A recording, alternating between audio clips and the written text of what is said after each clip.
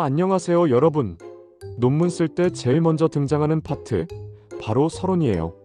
그런데 이 서론, 그냥 먼저 나오는 파트가 아니고요. 심사위원이나 독자가 읽을지 말지를 결정하는 가장 중요한 부분이기도 해요.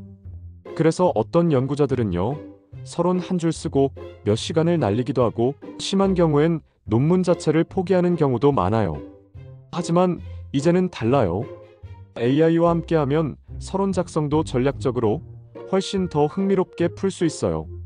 오늘 영상에서는 여러분 논문을 읽고 싶게 만드는 서론 작성 전략을 AI 활용 중심으로 알려드릴게요. 사회과학 분야에서는 주제가 굉장히 넓고 해석의 여지가 많기 때문에 서론에서 독자의 시선을 끄는 게 정말 중요하죠. 예를 들어 MZ세대의 소비 행동에 대한 연구를 한다고 해볼게요. 이때 서론을 최근 MZ세대의 소비 트렌드가 변화하고 있다처럼 시작하면 좀 밋밋해요. 하지만 챗GPT한테 사회적 이슈와 연결되는 강력한 서론 문장을 써줘라고 하면 1만원짜리 커피를 사는 세대, 그들은 왜 그렇게 소비할까? 같은 문장이 나와요. 이 한 줄로 주제에 대한 흥미가 확 올라가죠. 사회과학 서론은 배경, 현상, 질문 흐름이 중요한데 AI가 이걸 톤 앤 매너에 맞춰 정리해줘서 훨씬 설득력 있어져요. 자연과학은 구조가 꽤 딱딱하잖아요. 그런데도 서론은 단순한 정보 나열이 아니라 왜 이 연구가 중요한가를 강조해야 해요. 예를 들어 수소 연료전지의 안정성 문제를 주제로 연구한다면 기존엔 수소 연료전지는 차세대 에너지원이다, 이런 식으로 시작했을 거예요. 그런데 클로드나 퍼플렉서티 같은 AI 툴을 쓰면 관련된 최신 논문을 인용하면서 수소 연료전지는 2050 탄소 중립 전략의 핵심 기술로 떠오르고 있지만 여전히 안전성 문제가 발목을 잡고 있다, 이렇게 배경과 문제를 한 문장에 녹여줘요. 자연과학 서론에서 중요한 건 핵심 요약 최신성인데 AI가 정확하게 도와줘요. 의료나 보건은 실제 인간의 삶과 직결된 주제들이 많잖아요. 예를 들어 고령자의 낙상 예방을 위한 운동 프로그램을 주제로 한다면 그냥 숫자만 나열하지 말고 감정적인 접근이 필요해요. 하루에도 수백 명의 노인이 낙상으로 응급실에 실려간다는 식의 문장 하나로 시작하면 관심도가 달라져요.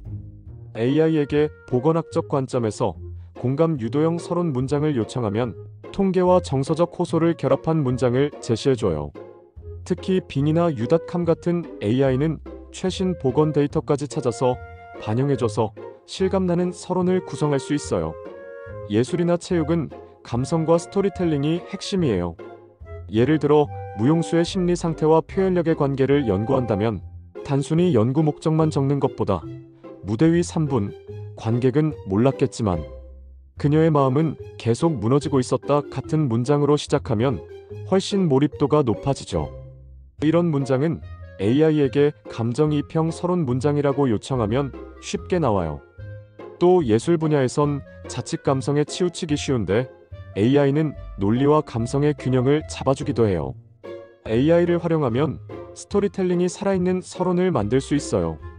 자, 그럼 본격적으로 어떻게 AI로 서론을 쓸 수 있을지 알려드릴게요. 우선 서론은 4가지 단계로 나눠서 보면 좋아요.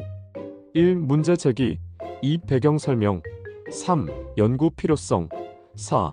연구 목적 및 방향 제시. 이 각 단계에서 AI를 어떻게 활용할 수 있는지 알려드릴게요. 문제 제기. 챗GPT에게 공감되면서 강하게 시작하는 서론 문장 추천해줘라고 프롬프트를 줘보세요. 의외로 감각적인 문장들이 나와요. 배경 설명 퍼플렉서티나 빙을 활용하면 최신 논문이나 통계를 인용해서 뒷받침할 수 있어요. 연구 필요성 제시. 이 주제가 왜 지금 중요할까? 에 대한 문장을 AI가 맥락에 맞게 써줘요. 연구 목적 정리. 문장을 단순히 반복하지 않고 전반적인 흐름을 요약 정리하게 하면 훨씬 깔끔한 마무리가 돼요. 보너스로 톤 선택 기능도 활용해보세요. 캐주얼, 진지한, 설득력 있는 등 원하는 분위기에 맞게 서론 문체를 바꿀 수 있어요. AI의 요약 기능을 활용하면 길게 쓴 서론을 간결하게 줄일 수도 있고요. 이제 서론, 어렵지 않죠? 사실 문제는 무엇을 어떻게 써야 할지 모르겠다는 막연함이었어요. 그런데 AI는 그런 모호한 시작점을 구체적인 문장으로 바꿔줘요.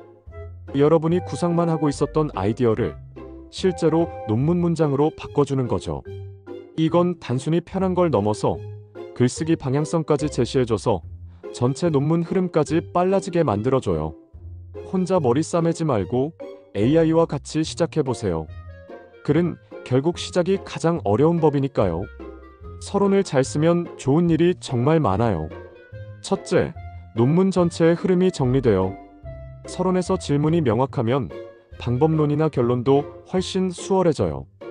둘째, 심사위원이나 독자의 신뢰를 얻을 수 있어요. 글의 톤과 논리 구조가 잘 잡혀 있으면 그 자체로 평가 점수가 올라가요. 셋째, 여러분 스스로도 자신감을 갖게 돼요. 시작을 잘하면 마무리도 잘 되거든요. 이제 여러분은 혼자가 아니에요. AI라는 든든한 글쓰기 파트너가 생긴 거예요. 이 AI는 무한히 기다려주고 몇 번이고 다시 써줘요. 게다가 최신 정보도 알아서 정리해주고요. 활용만 잘하면 여러분 서론은 기계적으로가 아니라 창의적으로 진짜 잘 쓴 글이 될 수 있어요. 오늘 영상 어땠나요? 서론 하나로 논문 전체가 살아날 수 있다는 거 느끼셨죠? 다음 영상에서는 드디어 논문 전체를 떠받치는 문헌 검토 파트로 넘어가요. 단순 요약이 아니라 비판적으로 구조적으로 정리하는 AI 전략을 알려드릴게요. AI가 도와주는 체계적 문헌 검토 방법에서 다시 만나요. 구독, 좋아요, 그리고 알림 설정으로 더 많은 논문 작성 팁을 알아보세요.